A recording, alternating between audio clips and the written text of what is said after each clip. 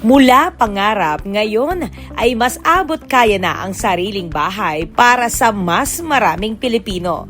Opisyal nang inilunsad ng Kaya Homes by Fiesta Communities Incorporated ang bago nitong affordable housing projects sa barangays Pamatawan at Aningway sa Katihan sa Subic, Zambales sa pamamagitan ng kanilang Grand Open House.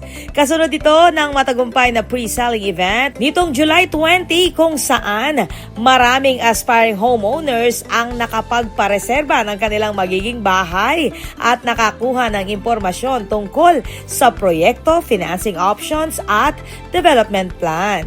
Sa kanyang mensahe, sinabi ni Fiesta Communities President and CEO Attorney Christopher Ryan Tan na layunin ng kumpanya na magtayo ng sustainable communities at gawing mas accessible ang kalidad at abot kayang pabahay para sa mga Pilipino.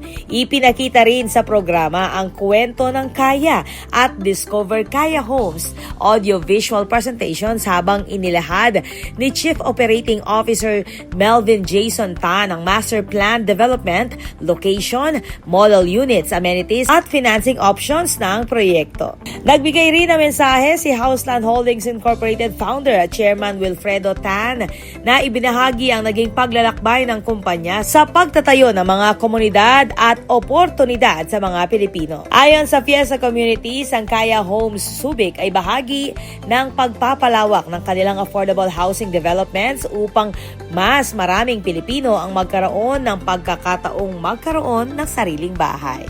Ako po, Patricia Mamangon para King News Force Pampanga Balitang Tutuking Balen, Susuyo.